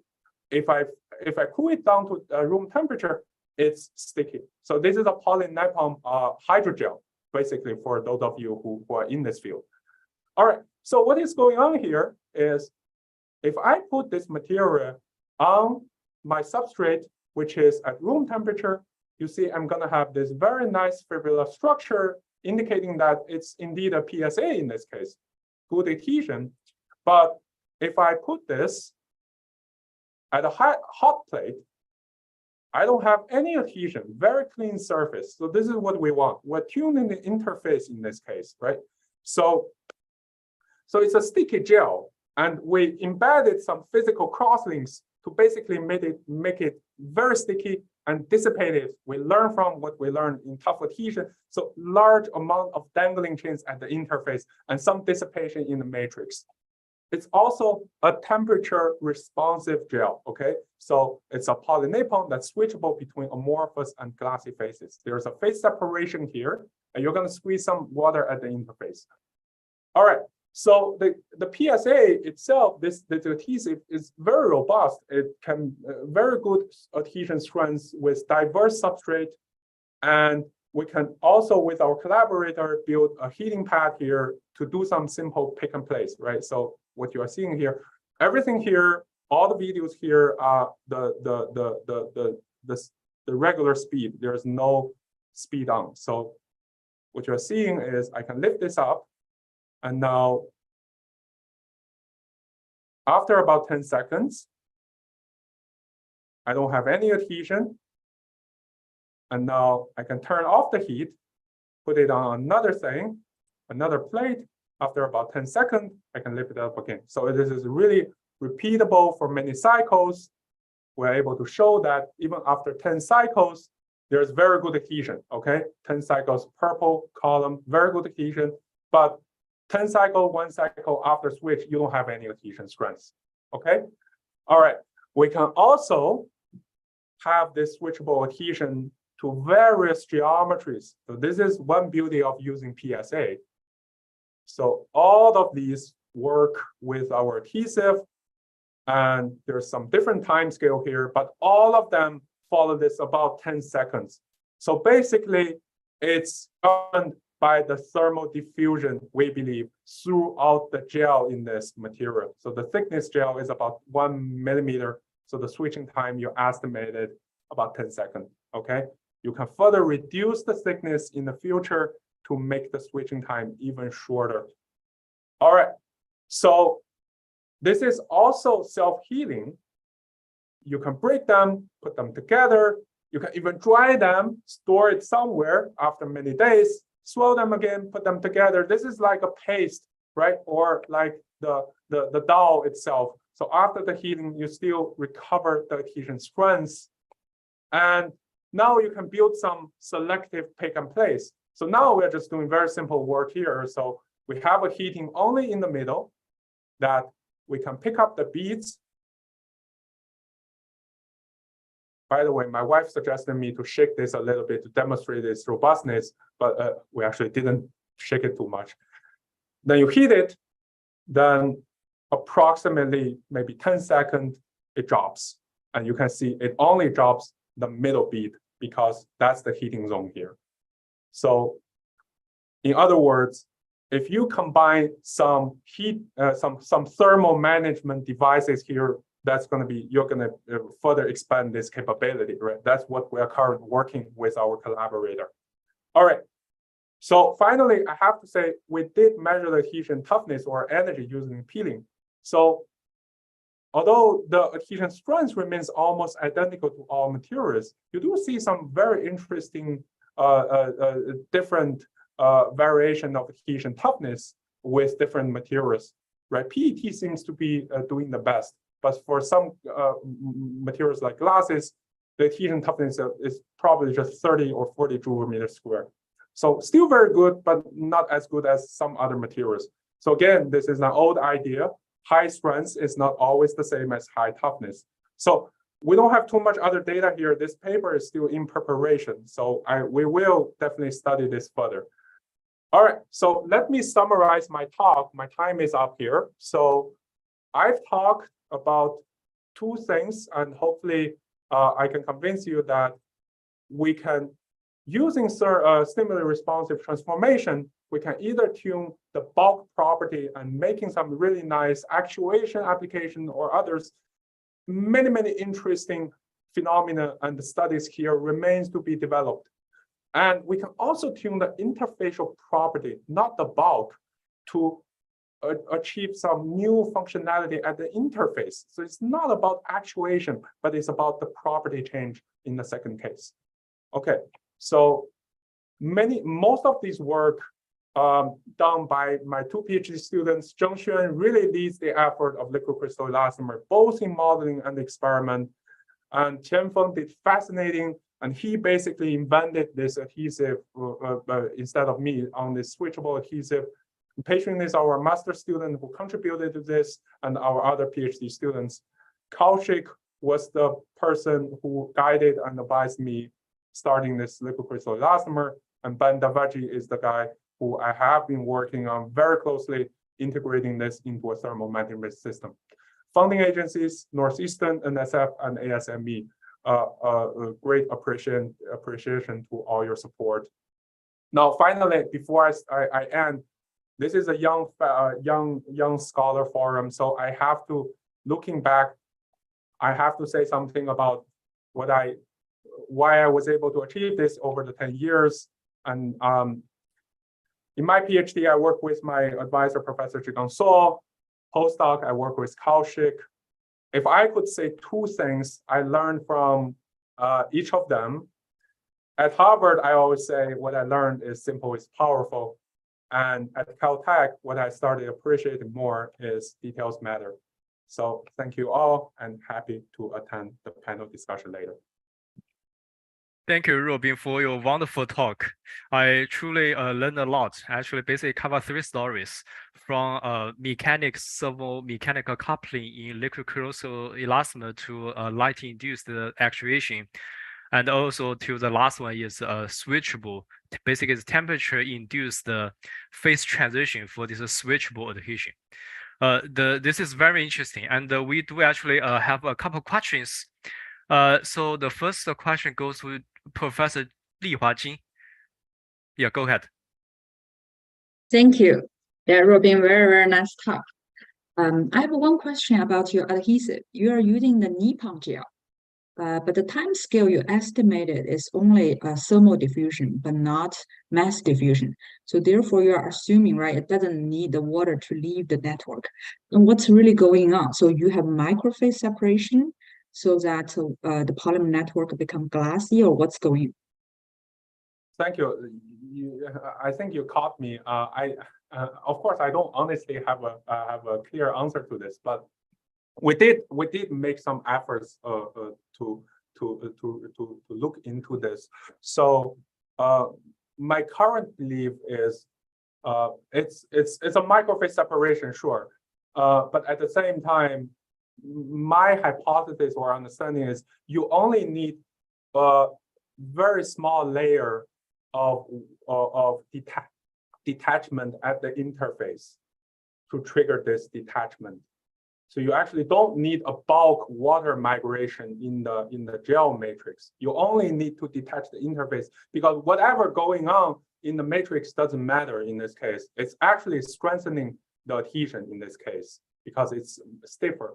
So one way of doing that, and we are currently doing this, is that we have an imaging system from ultrasound from the same collaborator that we can actually trace what's going on at the interface, especially the water.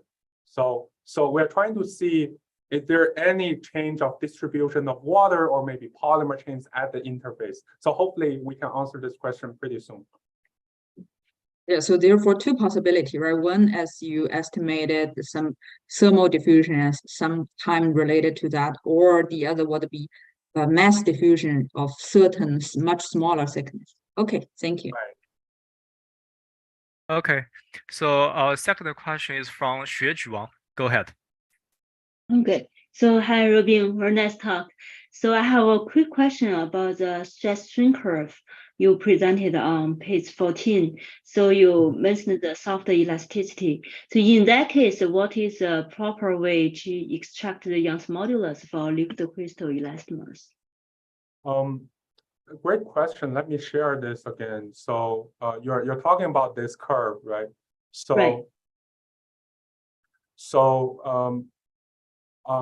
So I feel personally, we got to be very careful when we try to work on this material and extract some fundamental physical property in this case, especially this, right? If you only think about a pneumatic phase monodomain, then that's fine. You are aligning with the direction of the mesogen itself. So that's fine because that's like a common anisotropic rubber. You can extract the Young's modulus in that case. But in this case, what you are really looking into is accompanies all the rotation of these mesogens, right? So in that case, by extracting the so-called Young's modulus, or I would actually like to do it in a way of using either this de Simone quasi-convex model or the initially Warner-Terenjev model. This is basically quasi-convex version of that model, the same. So if you look at that, you do have that NKT here that instead of extracting that from the initial plateau or almost zero stress state, you might be able to extract that by give a full field modeling of the whole curve. Now, there's some initial threshold here, and people in the field have very good understanding of this. This is related to, or this one, this is sort of related to the so-called polymer network non-ideality in this case. So what you can do is you can introduce yet another free energy form into that and incorporate this. So I believe in order to extract the Young's modulus, you got to do some full field simulation or modeling here to cover the later part as well. I hope that answered your question. Yeah, thank you. Thank you. Okay, so the next question goes to Changhong Linghu. Go ahead. Can I just interrupt here? So, sure, go ahead. I want to introduce Changhong. Actually, Changhong just got his PhD with myself and Huajian Gao at NTU. He works on switchable adhesives. So, Ruobing, I'm sure he has a lot of questions. Sure, I read his paper and yours, so I know, yes. No, we published one paper in JMPS, another paper in PNAS. Yes. Oh, both in 2023. Go ahead, yes. Tom. Thank you, Prof. Xia. Thank you, Prof. Bai. Very nice talk. In fact, about your switchable adhesive, I have some questions about the mechanism. Actually, our research shows that if you tune the material, the smart material from the rubber state to the glass state, if the modulus increases, of course, we use chip memory polymer. So there is another contribution in the chip locking. So in this case, the adhesion will increase by several order of magnitude. However, for your system, when you heat it and it changes from the rubber state to the glass state, the adhesion is reduced. So it's totally different.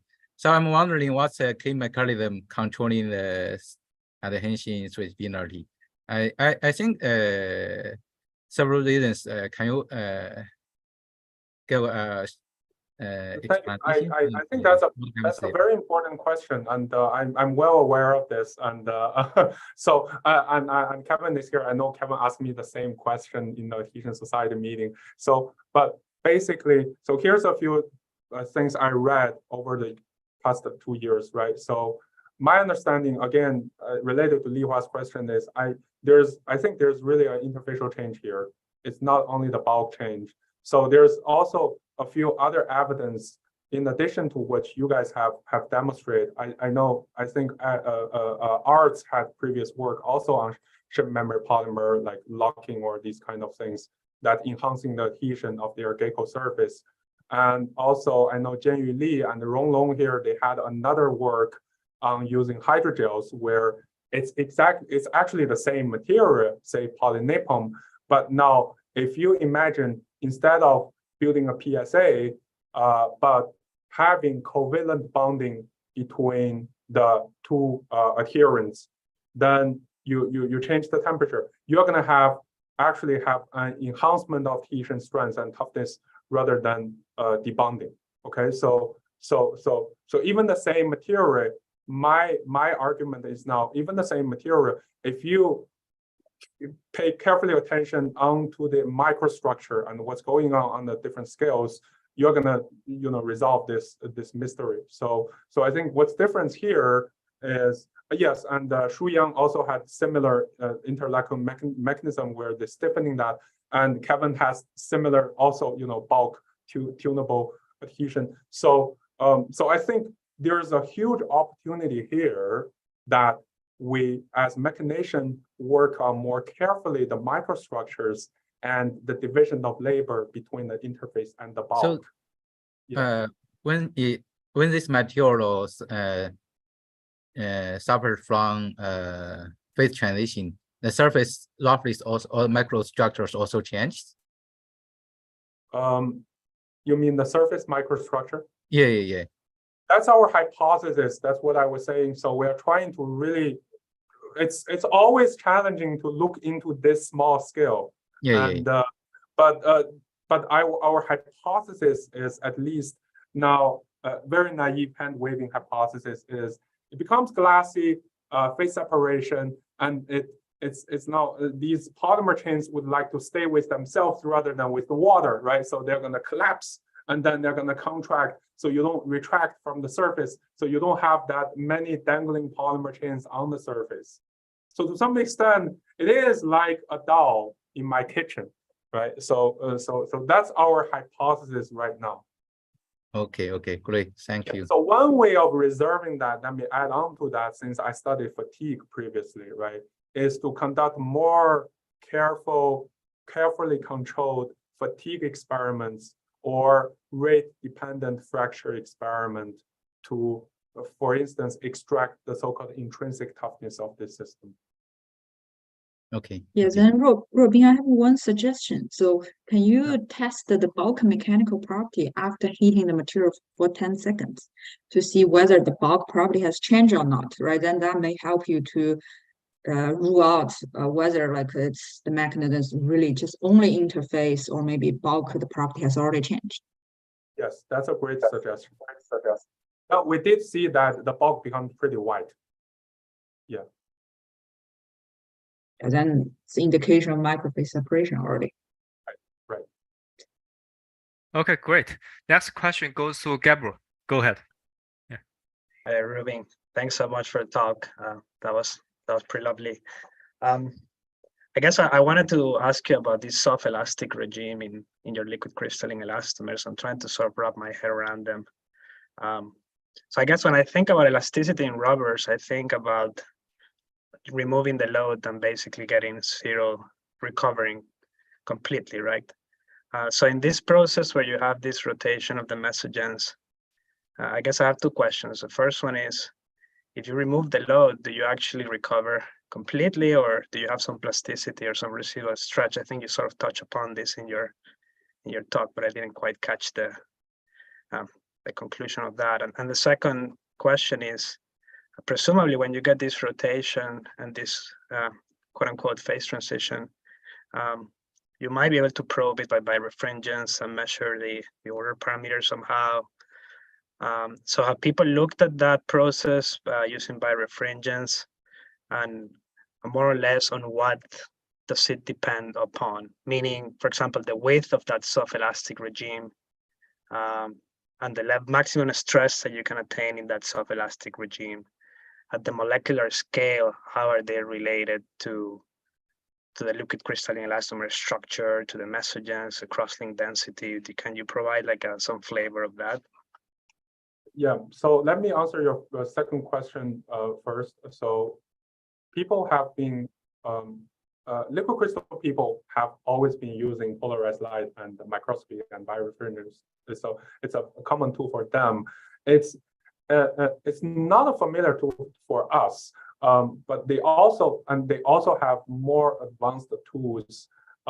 For instance, folks at Kent State University, and I know some folks at liquid crystal communities, but many of them are looking into this liquid crystals rather than liquid crystal elastomers.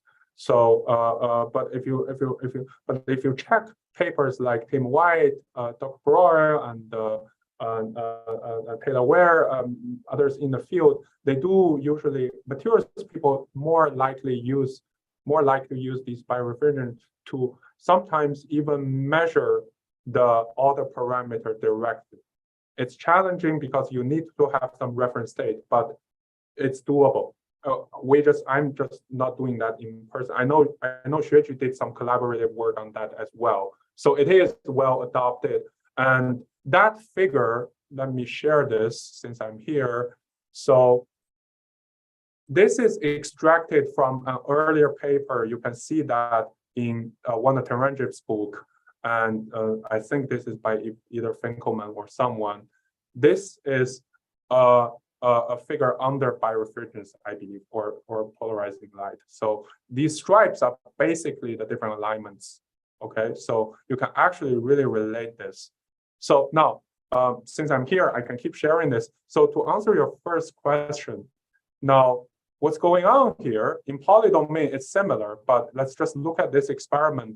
What's going on here is you load it. In reality, you're going to have some threshold, but basically almost zero stress, and then rubber-like behavior after you align. If you unload it, of course, you can expect that they only go back to here. So if you unload that, you're going to have a pneumatic material, right? So in the other direction. But this is by no means a plastic deformation. It depends on how you define it, right? There's actually no internal damage per se in this material. It's about the rotation of the mesogen and the polymer network accommodate that. In other words, this is slightly different from our traditional rubber elasticity we thought, basically because mathematically of this non-convexity of the free energy. In other words, you have infinite number of equilibrium states. It's like a shape memory polymer in this case, or polycrystal, right? You have infinite number of these ground states. As long as they are happy with each other, following the geometric compatibility, they're fine. So they don't need to go back to their initial high entropic state. Or another explanation is, if you rotate this mesogens and you have this, you are actually increasing let me phrase it right. So you are increasing the entropy of the mesogens. At the same time, you're decreasing the entropy of the polymer network, and then they complement each other, so they're fine, right? If we think in that way, so they don't go back. The reason they're not plastic deformation is because if you heat it up, cool it down again, they're going to go back to their initial state. So they're actually reversible, but you just need to do some heat treatment in this case. I hope that answers the question. Yeah. Thanks, Ruobing. Appreciate it. Thank you. So our next question go to Qihan. Go ahead. Hi, Ruobing. Very nice talk. So I'm following up on this discussion on the adhesion mechanism of your thermal switchable adhesion. So have you tested if you, after heating, wait longer than 10 seconds, does the water actually diffuse out from the hydrogel? Great question. So, of course, I need to talk to my student for more details, but my personal feeling using my hands, touching this and seeing, you can really visualizing the phase separation, right? You do feel a little bit wetness, but I'm just not sure whether, so the water actually diffuses out. Short answer. The reason you can see it is because I showed you 10 cycles. I think our record is probably 30 cycles. If you do it more than that, you don't have this nice, at least part of the nice functionality anymore. That indicates you're having some water loss over some time. Okay, so I think the short answer is I believe there's some water loss over time. Yeah. Yeah, but water loss can be just due to air drying the hydrogel, right? May not be diffusion. Yeah. Right. But it's, I think there's some very slight water loss, and you can just give some more water later. But basically, what we did was we just cycled this very frequently, in a short time. So in terms of the diffusion, it's not too much going on. So but still, after maybe 30 cycles or so, some functionalities will be lost. For instance, you may have good adhesion, but maybe you lose some switchability. Yeah. Yeah. Then I guess my point is, if you're actually squeezing water out from the hydrogel, then change in surface texture or bulk property probably doesn't matter, right? You're just having water on the interface lubrication, then that will just be the reason for you to lose the adhesion. Exactly. In this case, I think changing the bulk probably doesn't matter, because you lose that, you lose everything, right? Yeah. Yeah. Yeah. Okay. And another more general question is, you mentioned this context of this pick and place manufacturing, but I think for that will just be a suction cup be much faster than a hydrogel. What's the advantage of using hydrogel for this type of manufacturing? Well, I have to be very careful since Wanliang and Kevin are here, and Wanliang might hit me if I target this too much. But okay, suction cup is brilliant, of course, right? And you can now, I know Wanliang and even Mike, they are building up very nice things here.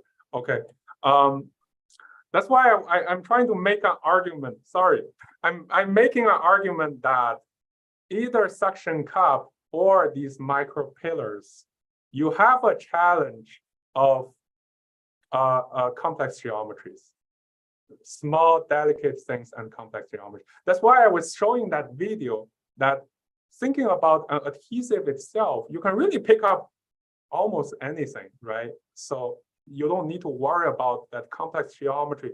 But if you think about sucking it, you need to worry about the contact, and probably you are thinking about a little bit more flat things rather than the ball or the spheres. That's my argument. So again, I'm not saying this one is better than that, because sucking is actually to some cases actually more powerful than using heat or designing a material, because it's always nasty. But in this case, we're focusing on PSA. So a PSA has its unique benefit than a sucking. Yeah. Okay, thank you very much. Yeah. Thank you. Next question is go to Jimmy. Jimmy Xia, Professor Xia, go ahead. Thank you, Shaoting. Maybe let me provide a possible answer to Jihan's question. This is part of Chang Hong's thesis, Chang Hong Ling Hu's thesis. Suction requires constant power supply. If you let it stay there, the vacuum is gone over time. Adhesion doesn't, in principle. Okay, so that's, but I do have questions. I raised my hand not to give that explanation. A couple of things. One thing is more specific. You showed this LCE, liquid crystal elastomer. When you stretch it, there's no stress until they all align in the other direction.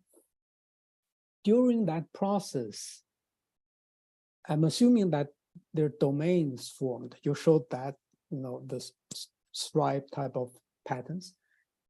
If so, I'm not sure whether when you measure this, what you call order parameter, this is the average order parameter that you're measuring, right? But when you form domains, I don't know if you're familiar with this concept of correlation length. So when the pneumatic order changes, there's certain correlation, certain domains that are correlated with each other, and the dimension of that defines the correlation length. So I would expect that initially, if they are all aligned this way, the correlation length is very large. During the switching, the correlation length shrinks or decreases until they all align that way. Then you get very large correlation length again. Maybe it's something that's worth looking into. Any comments about? That's a very interesting idea. I don't know if Shengqiang and Li Hua have more insight into this. I have never thought about that in this way, although I'm familiar with correlation lengths. But that's a very interesting idea to think about. And also, I think also when people measure this, especially in polydomain, there are discussions about these averaged order parameter, or maybe they could even define yet another order parameter. Basically, each domain has a director. So I think that's more related to what you're talking about. There's two scales, right? So each domain has itself how ordered they are, but as a sum, you have all the different directors, and then that might be another average order. I know people talk about that, and also in modeling. I'm not super. I don't actually know anyone talking about correlation lengths in this case. Probably they always assume it's big enough. Yeah, but that's a very nice idea. Thank you. Okay, and the second question I have is more general. In your title, you have the soft active material in the title. Can you elaborate a little bit more about the active part? So if Zhigang is here, I will refer this to him, right? But I think people in the field of soft active material is different. The idea is different from when people, especially physicists, are talking about active matter.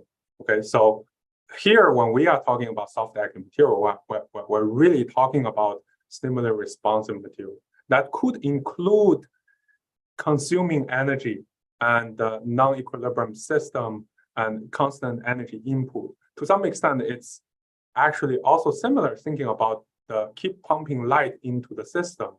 But I understand that when people talk about active matter, it's more about ATP driven, and it's more about bacteria and all these different things. So there's slight difference here. And as a matter of fact, when Shaoting was talking about teaching the course, my initially proposed topic subject title of the course is mechanics of soft and active materials. I had to remove the active because my physicist colleagues and the rheology colleagues say, hey, Ruobing, your active is different from our active. So I just clarification here. Yeah, I just want to mention that both questions, the correlation length question and the active question, are related to some of the work that we're doing on cells, okay, collective motion of cells.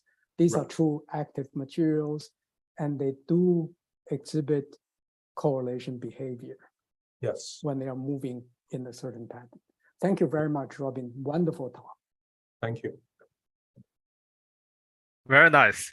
Jiawei, go ahead. Hey, Ruobing, I really enjoyed talk. So I do have two questions. First of all, regarding to this modeling of LCE, probably on page 12, remember. So you have using the, I think it's something like new Hooker model, right? Random bias random walk model, right? Then because your material is anisotropic, here N is just it's cross-linking density, right? So cross-linking density will be same for this material, but your behavior in different directions are different. How do you incorporate this anisotropic in here? And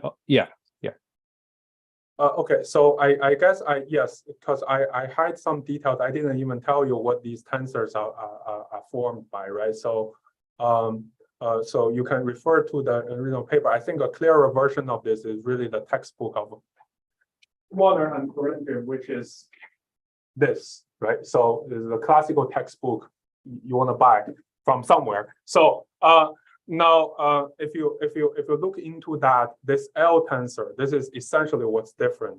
What's the difference between this material and new hooking? So this is a function of both little n here and q here. Okay, so it tells you both the direction of the alignment and the order parameter. So in other words, mathematically, this L existence of L here gives you the anisotropy of the behavior. All right, so that's one thing. So it's microscopically or if you're trying to follow how to derive this model, this is really nothing but a Gaussian chain model. But what's going on here is instead of a completely random walk, you are saying that, hey, you guys always need to follow some certain angle with a fixed prescribed direction, and let's derive it in that way. So in other case, you're changing, you're forced to change the probability density when you do the random walk and do the statistical mean field approach. Okay, so so you give you prescribe a probability density which is anisotropic in this case itself, such that you don't need to worry about the Hamiltonian or the interaction between these isogens, which are long range and directional. Yeah. So you're saying based on this model, this model, you can get something like a modulus in different direction. Yeah, so the anisotropy is already embedded with this L. And if this L is identity, which corresponds to Q equal to 0, that will reduce the entire thing to a new hooking. Yeah. So second question is about the stretching curve when you do pre-stretch your LCE in different degree, right? So I think the initial question is, if you don't pre-stretch, just do the first UVQ, then you do this stretching curve, what will happen? And if you do loading, unloading, is that in hysteresis or not? So that's the curve here, right? So that's the curve here. So if you don't pre-stretch, you only do the uniaxial after your first polymerization. You have a polydomain, then you still have the soft elasticity. You have this. If you do unloading, although we didn't do it carefully, many folks in the field, especially like Vicky, Nguyen, and some others, there's Sung Kang at Johns Hopkins, they're doing that. So if you do, of course, if you do everything very slow, quasi-static, I don't think you have any plastic dissipation here. I might be wrong, but I don't think you would have any damage here, okay? So if you unload that, it's probably in this case, following this curve, unload that, it's gonna go back to here, to this limit of the plateau, because that's where it reaches. Otherwise, you further do that, there's no reason it goes back because they're in the equilibrium already, in the ground state. They're very happy with themselves, okay?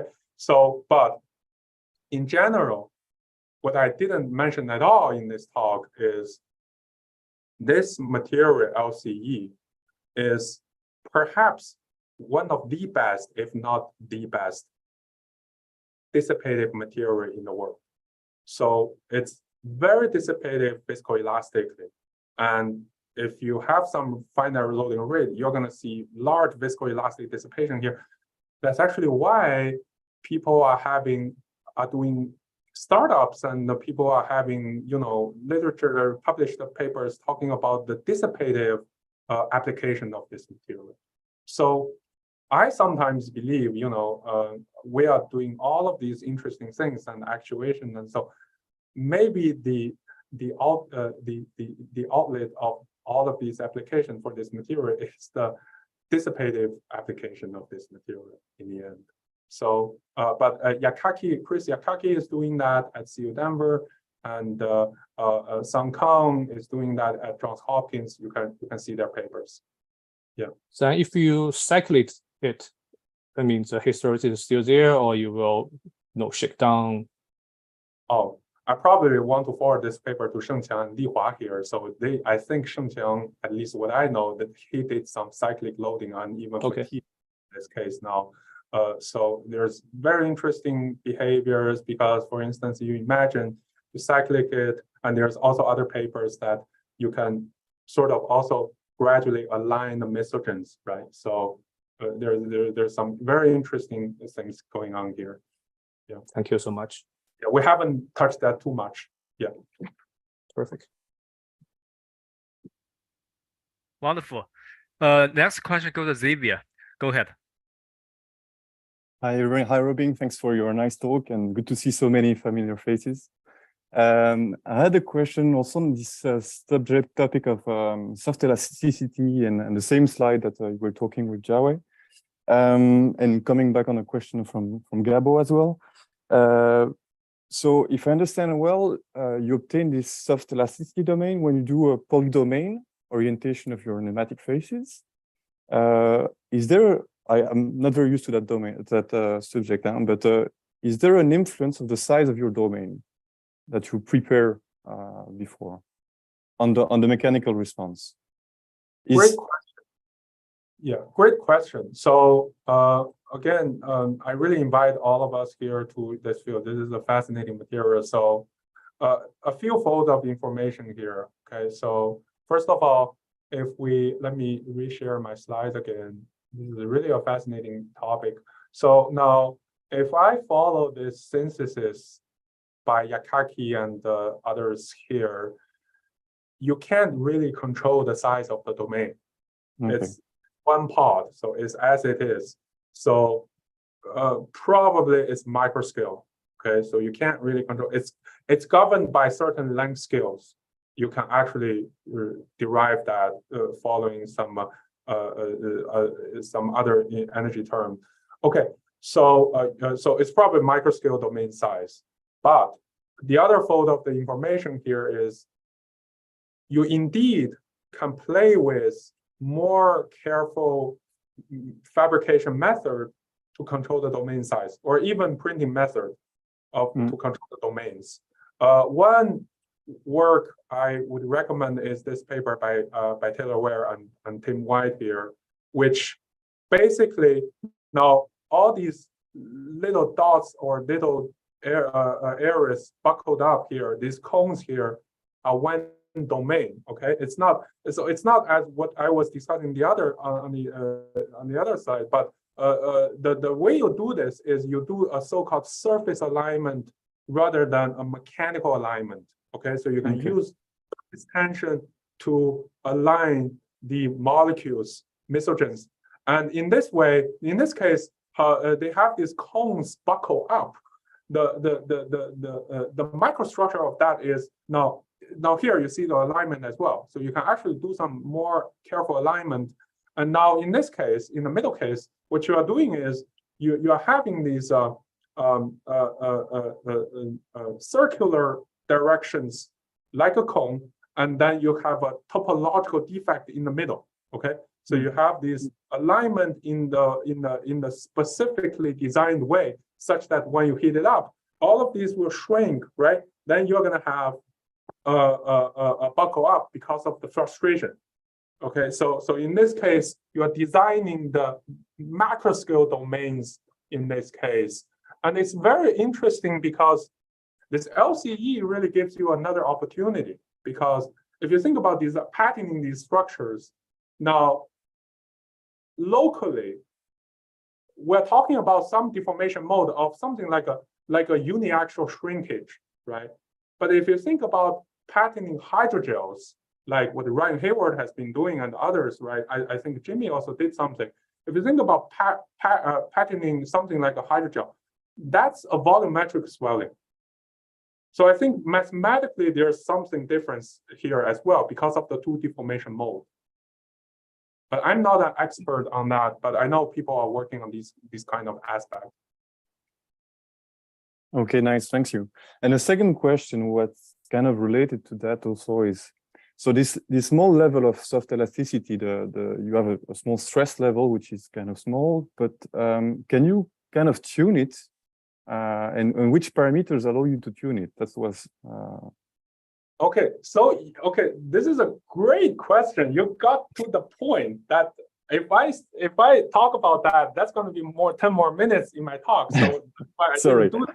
But this is another great question, and now that's why I barely mentioned that in my talk. So there's a so-called isotropic genesis, and there's a so-called pneumatic genesis for this material. You see, this material is really weird. But okay, overall, what's going on is isotropic genesis is when you work on the material, when you synthesize the material at high temperature, or in a solution base, okay, in the solution case, where basically you try your best to remove any memory from the polymer, okay? But pneumatic genesis is, say, you synthesize the material at room temperature and there's not so much solution. And you can imagine that these mesogens are gonna be interacting with the polymer network a lot, right? So at the end of the day, what you find out is all these soft elasticity we're talking about, they can only be achieved from isotropic genesis samples. So if you have a pneumatic genesis sample, then you have an initial memory from the polymer network, hand waving again, and then you are gonna lose any of this soft elasticity. Your threshold, or if you think about that, you won't even have any plateau in that case. So you need that isotropic genesis to be able to at least reach this plateau, but once you have it, it kind of disappears afterward. That's what you mean? So once you have an isotropic genesis sample, you actually don't embed that initial memory from the polymer network. Okay, so and you have a nice free energy form to take care of this. Basically, a single parameter to take care of this. Yeah. Okay, very interesting. Thanks. Thank you. I think our next question is go to Zhen. Go ahead. Hi, Ruobing. The question is, at a micro scale, I mean small scale. So what determines the stickiness of the hydrogel surface? Is that just because the number of dangling chains on the surface?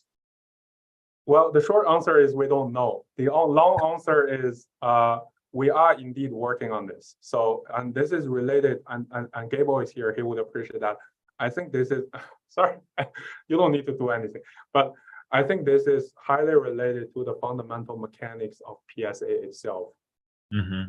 so I think there's a lot of things going on here, and I try to yes, I tried to ask this question to Ron 1 month ago when we met, and others. If you think carefully, we didn't achieve too much in the fundamental fracture mechanics of PSAs itself. Or there's a lot of things, or there's a lot of things that need to be done there. So the short answer is I don't know. And we have a work. I think partially collaborating with Tan Hui here. We're doing that. Yeah. Okay, thank you. But Ruobing, because you are also very familiar with hydrogel, so when we make a for example, the polyacrylamide hydrogel, so if we use very low cross-linking density, the hydrogel surface is to some extent is sticky, but maybe not as sticky as your PSA. In that case, so in your opinion, what determines I mean, why it is sticky when the cross-linking density is low? So do you have any comments on that? I think long polymer chains help, and there's also a study on water content. I think it's Zhun Liu has a paper recently, right? Whether it was probably Journal of Applied Mechanics or EML. So he has a very nice experimental study on and a theoretical study on that. So water content definitely plays a role, and I do think the dangling chains play a lot, and also another interesting concept that 5 years ago, if you talk to me, I didn't appreciate that much, but now I appreciate a lot, is when you debond these materials, when you separate the interface, Constantino Cronton and Michael Cicciotti will tell you that you're going to have a lot of fibrillar structures. And that serves as another dissipative mechanism. Thinking about what Zhikang has been talking about, this elastic dissipator, that it's not only the local physical bonds that contribute to your dissipation, but now you are like breaking these microscale fibers, and then that's also serve as a very good dissipative mechanism in these PSA systems. So I think that's why the PSA community really care about these fibrillar structures in this case. And now think about that, you also have cavitation in this case, right? So I was going to add it, yeah. Exactly, you also have cavitation. So a lot of things, very interesting field. Yeah. Okay, thank you. Thanks. Our next question goes to Professor Chen Li. Hey, Ruobing, great talk. And the discussion, as everyone here enjoyed, is very EML style. Really a great start of the EML webinar, Young Researchers Forum. Just let you know that there are so far more than 3,000 people who have watched this live streaming on the platforms. Really great job. Yeah, it's getting late for our friends in Asia. So allow me to deviate the discussion from more technical ones to the philosophical ones. In the last slide you showed, right? You summarized your insight from 2 advisors in 2 institutions, right? From Harvard is simple is powerful, and from Caltech is details matter, right? So being able to work with 2 great minds has been a privilege, and I'm quite sure you learned a lot over the many years. And being able to summarize your insight and the learnings into 5 words, that's a clear example of simple is powerful, right? Let me ask for some details, okay? So when you arrive such insights at 2 institutions working with 2 great people, can you be more specific, share like a couple moments that allow you to really see the 2 insight? That's my first question. The second question is, after being trained by these 2 advisors, mentors, with 2 very different philosophies, at least in this sense, right?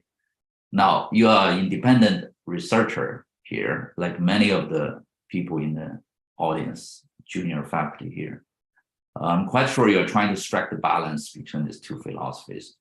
Can you give some solid example, maybe just one? How do you strike the balance between these two? Yeah, let me. That's a great question. Well, again, young faculty, like, who cares? It's like I may say something stupid, right? So, but okay, so strike a balance. Sometimes you do stupid things when you try to strike a balance, but so I think indeed.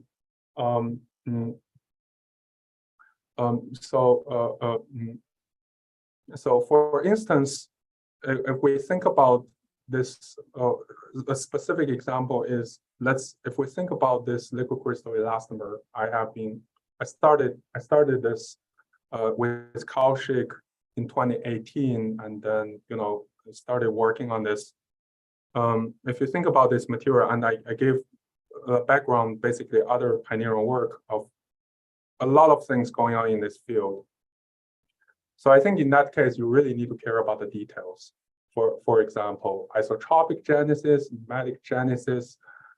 Well, at the same time, I'm also trying to ask a very stupid and simple question, which, to my surprise, I haven't found a very satisfying answer yet in the field, which is basically, if I fabricate my material from chemistry using the following recipe, say I put in different cross-link density or so, different concentration, or even different pre-stretches, what are the mechanical properties that I'm going to achieve?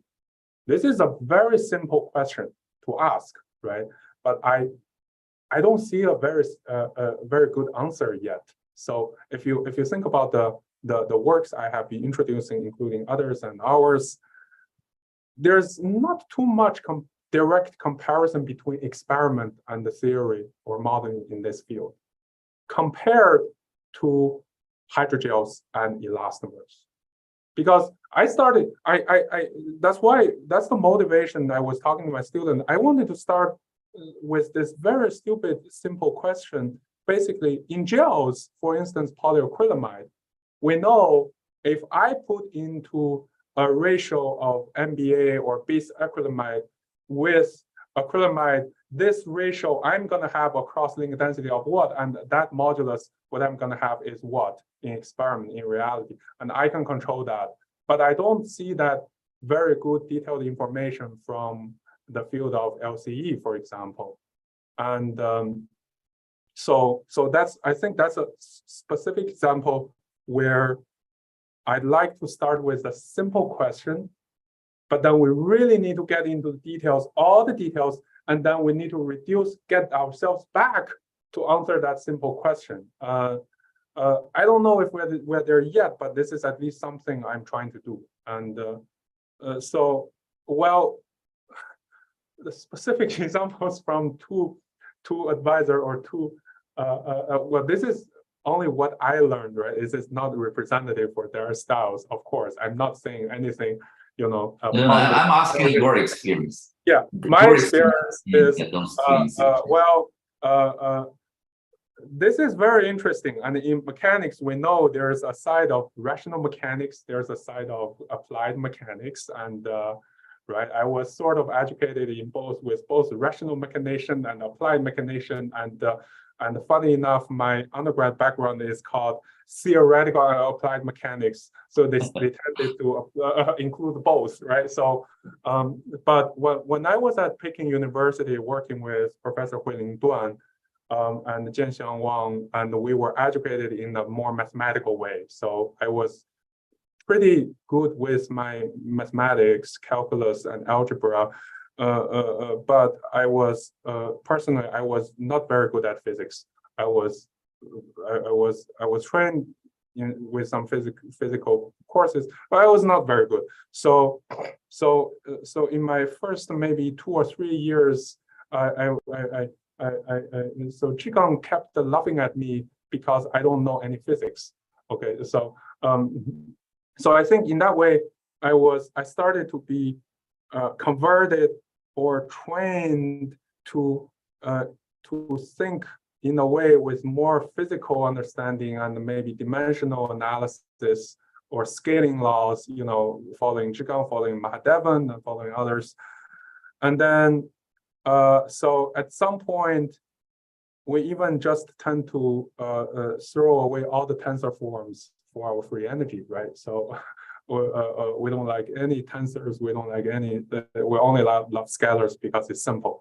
So, but when I went to Caltech, I started to reappreciate, or, you know, I started to be converted back a little bit, and some of these things that we have been having have their unique values. So you can't fully understand something with very simple forms. Sometimes you got to need some more generalized forms, especially for instance tensors or something, to help you have some more conceptual understanding. It's not specific examples, but that's what I got. For instance, that tensor form of that LCE material model, and if you can actually derive a very nice tensor form of the spontaneous deformation in 3D, and that really helped me understand that. So it's not something I can immediately get it from scalar forms. So I think I do see the values of that now as well. So yes, I think these are some specific experience I have had, and now I'm sort of infused with both, and I don't think there's a big conflict here or controversy here, right? People like to fight, but yeah, this is something I'm trying to keep a balance. Yeah. Great details, thank you. Thank you so much. It's really a nice sharing. So I think we probably have the last question from attendee. I think this is from a PhD student at Shanghai Jiao Tong University. I think I can allow the attendee to ask a question himself or herself. Yeah. Is Yixin is still here?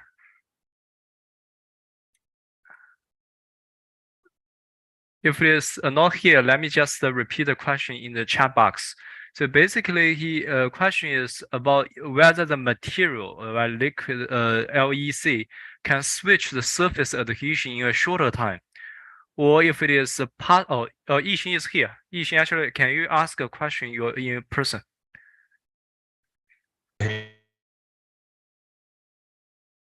Hello.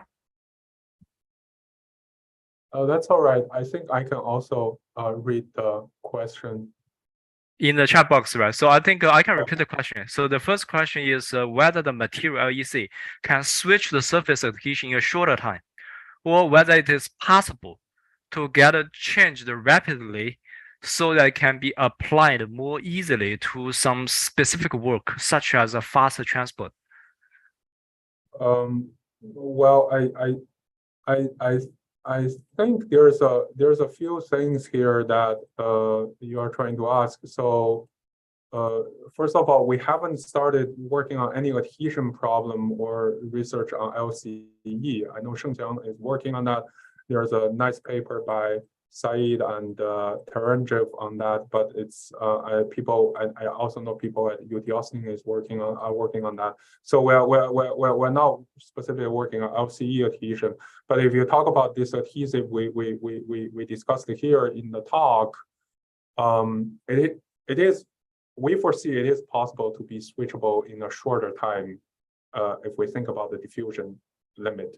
And well, the sacrifice you may have is, we all know if you have a thinner material, you're going to lose your adhesion a little bit, right? So your adhesion toughness or something will be reduced, because basically you don't have that large volume of dissipation, right?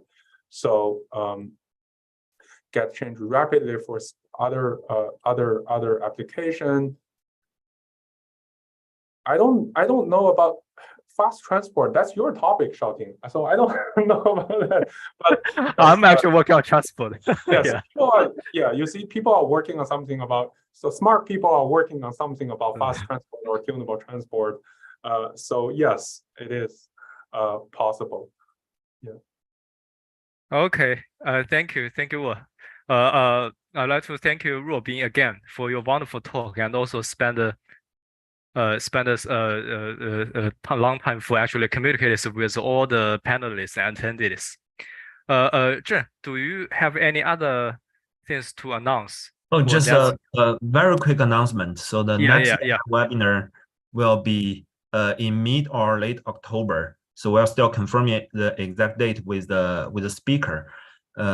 Yeah, so maybe see you in next EML webinar in October. Shaoting, maybe. Okay. I think it's a good time to closing today's webinar, right?